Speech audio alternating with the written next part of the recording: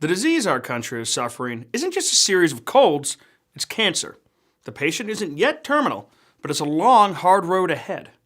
Now, one of the keys to this cancer's success has been the slow seeping of secularism into our government, always in the name of tolerance, that in later years became militant and more recently is waging open warfare on the religion that underpins our entire civilization. Now, they claim they want a secular America, and some of them might actually believe that. But the end result of their success won't be some comfortable, safe, and enlightened future. The post-Christian world is a pagan world, and our next guest, the author of Pagan America, knows all about that. But before the religious, let's turn our attention to the constitutional crisis gripping our government. Not the one the New York Times talks about, the real one. John Daniel Davidson has written eloquently about this crisis over at the Federalist. He joins us now. John, thank you for joining. Hey, thanks for having me, Chris. So you've had two great articles out this past week Thanks. at the Federalist. The first one walks through what reporters told us was an absolute constitutional crisis, that the Trump administration had not turned military planes over the Gulf of America around at the drop of a judge's verbal order. So but before we get into the real issues at stake here, you laid out the case so wonderfully. I'd love to hear your take on why this was not actually ignoring the court, but was just acknowledging the limits on its authority. Yeah, this was a case where this judge, this radical judge, Boasberg, thought that it would be enough for him to just tell Trump administration attorneys to turn the planes around, and then they would, I don't know what he thought they would do, like call the pilot, turn the planes around. The judge said, you got to go back. But apparently this judge thinks that he has the authority as a district federal judge, an inferior court judge, to command federal law enforcement and military personnel deployed over international waters and overseas and interfere with State Department diplomacy with a foreign government, in this case, El Salvador, which had agreed to take these alleged terrorist illegal aliens. And so the Trump administration's argument wasn't that they were defying the judge's orders. It was by the time they got the written orders, which there's established precedent saying that only written orders are valid orders from a judge, the issue and the orders were moot because the planes had already passed into international airspace and they were on their way to El Salvador as per the agreement between the State Department and the El Salvadorian government. So that was their argument. And the judge sort of flipped out at this and wanted to know, immediately demanded to know minute operational details of when the flight took off, who was on the manifest, what the route was of these flights, things that he has no authority to access, information he has no authority to access, and also information he's not competent to address as a judge. So this was obviously an abuse of judicial power, and I think the Trump administration actually showed remarkable restraint in going as far as they could to show deference to the judge and saying, look, we didn't defy your order. Your orders were just moot by the time we got them, and all the parts of your order that we could observe, we did. So, there was an interesting segment, you probably caught it on making the Twitter rounds, between Stephen Miller, representing the White House, and Casey Hunt, representing whatever network she's on.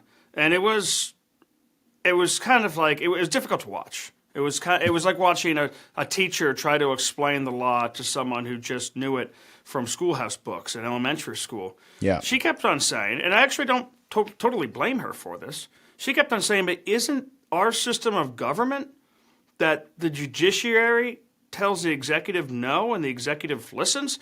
And you laid out, I'm really happy about this piece, earlier today at the Federalist, what our founders actually believed on that. So let me walk us through that. Yeah. Is Casey Hunt right? No, in a word, she's not. And but she could be forgiven for thinking that our system does work that way, because we have all been propagandized over the last half century to think that our system of government is supposed to operate this way, where the judiciary is the only branch of government that can review the constitutionality of a law or an action taken by the executive. And that's specifically not what the founders set up. Three co-equal branches of government means that the three branches of government are competent to adjudicate constitutional questions within their sphere of authority. That is how the founders understood it. That's how presidents all the way up to Abraham Lincoln and afterwards understood it. And it's only in our modern times that we've adopted this erroneous idea that whatever a federal judge says, even if it's just a district court judge, that can command the entire executive branch and usurp the president's Article 2 authority. That's not the system that we set up. You can't have that kind of a system. And indeed, the law that Trump invoked here, the Alien Enemies Act, which was drafted and passed by the same generation that wrote the Constitution and the Bill of Rights in the 18th century, the Supreme Court established in the 1940s that the actions that the president takes under the Alien Enemies Act are non-justiciable, which means they're not reviewable by the federal judiciary. They belong to Article 2 powers that are reserved to the president. And the Article 3 powers, that's the judiciary, isn't allowed to interfere with that, just as vice versa. The president can't interfere with Congress or the president can't interfere with the Supreme Court. So separate but equal branches of government is what we are supposed to have, but that's not what a lot of Americans understand our system to be. Now, the El Salvador gang fight just seems like one of the latest and more egregious examples, but we've seen a couple. We got a lot, actually. We've seen more in these first 41 days than we saw in the entirety of the Biden administration, I think. That's right.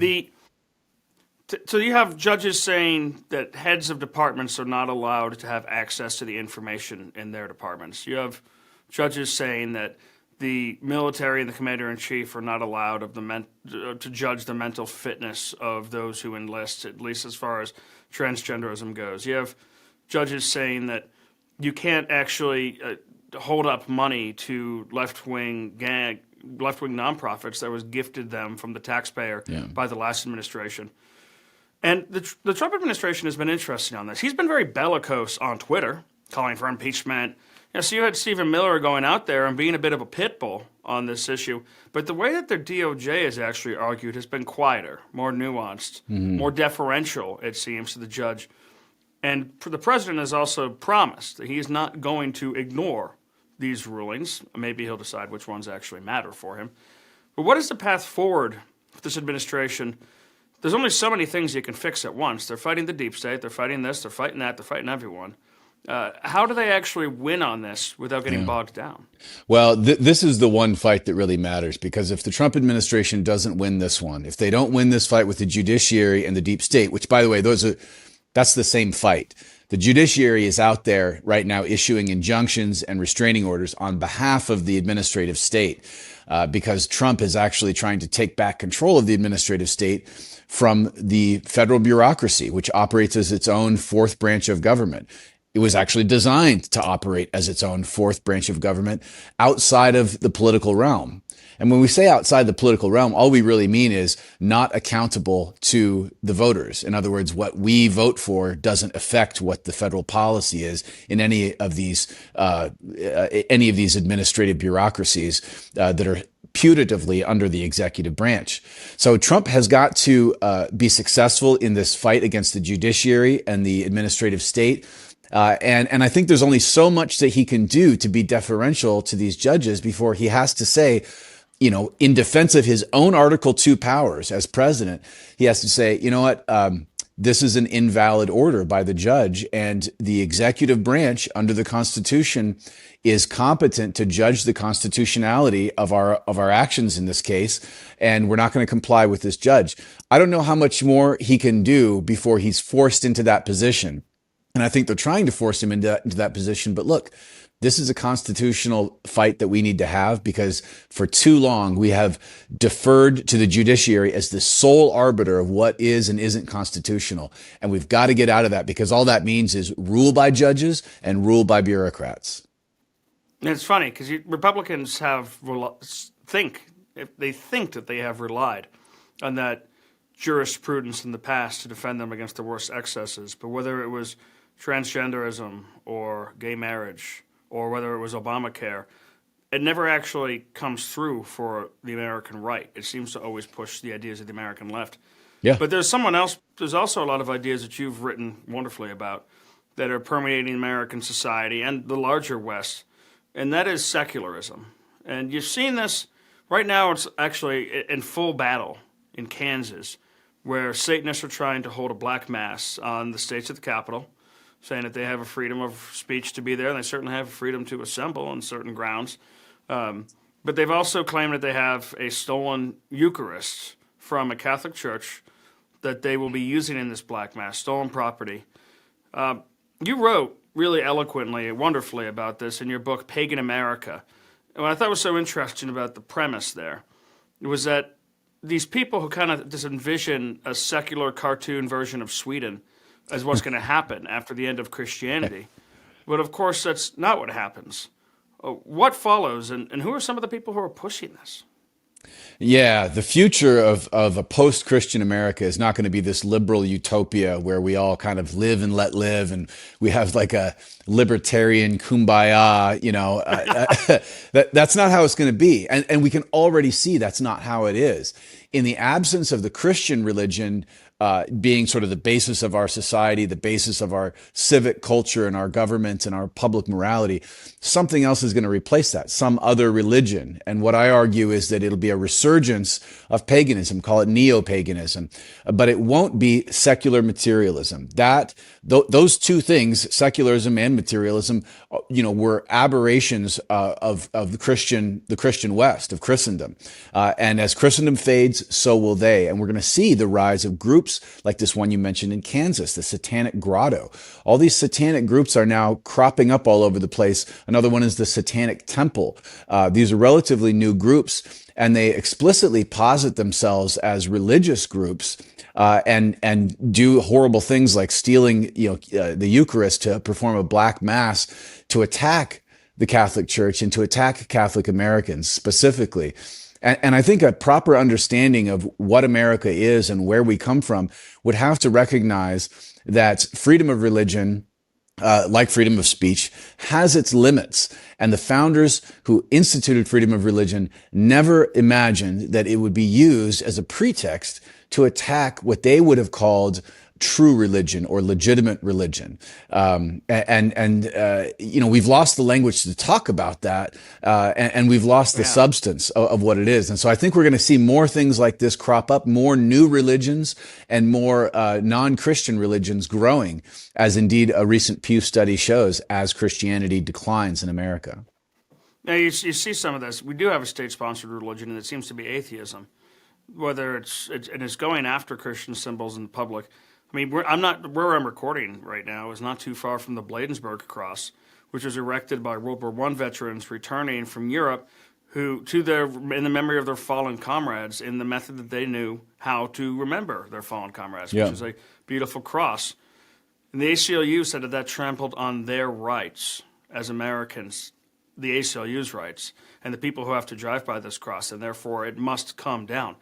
It's intolerance. But what are some of the ways that you see this secular paganism expressing itself in our society? Yeah. Well, what you just said, intolerance, right? So all of the things that we associate with the American way of life, freedom of speech, freedom of religion, tolerance for people who disagree with us, consent of the governed, the rule of law, the fact that we get to, choose our leaders. All of those things rely on a Christian framework, on a Christian understanding of man and society and our duties to one another, on the inherent rights of human beings, right? All of that comes from Christianity. If you get rid of Christianity, all those things are going to go too. So tolerance, freedom of speech, rule of law, the idea that individual rights exist and that they count for something, the equality of people before the law. The only reason we believe in the equality of people before the law is because Christianity teaches the equality of all people before God. The founders said that explicitly. Most Americans for most of our history believed that explicitly and said so. And so as we lose our Christianity, we're going to lose these other things that are very dear to most Americans. And it's not going to be the kind of country that you want to live in, whether or not you're a Christian. Now, I know you're a little pressed for time. Your family's out there in beautiful Alaska. I can't wait to someday visit and see everyone. So I just got one more question for you. What are the people who are pushing this? What do they want? I mean, how many of them are useful idiots versus how many of them really want to destroy Christianity in the West? I think a lot of them are useful idiots, as is often the case. But the ones who are driving it, the radicals, the ideologues, the people who are out here on the front lines trying to stage a black mass here in Kansas, as you mentioned earlier, they are attacking Christianity. And they're not attacking Christianity because they're radical atheists and secularists, right? They are people who increasingly do believe in the spiritual world. They do believe in an enchanted cosmos. They do believe in spirits and powerful beings that are here with us and that we have access to. They just hate Christianity, and that's why they attack it relentlessly. Without end, and they will keep attacking it. This is a war that we, sort of lulled ourselves into thinking that we didn't have to fight, that this was over. This was something in the past. Christian communities and Christian peoples in the past had to fight the enemies of Christ and his church. But no, we're going to have to fight that here in America in the 21st century, and we're going to have our own versions of religious wars. And unfortunately, that is just something that we have to start wrapping our heads around and thinking clearly about. And I think it's going to look a lot less like the Civil War and a lot more like the 30 Years' War. Yep. The way that most civil wars look: assassinations, murder, abductions, torture. The swatting could already be the beginning of it. Yeah. Well, John Daniel Davidson, senior editor at the Federalist, thank you very much for joining us. Look forward to talking to you again soon. Hey, thanks, Chris. Appreciate it.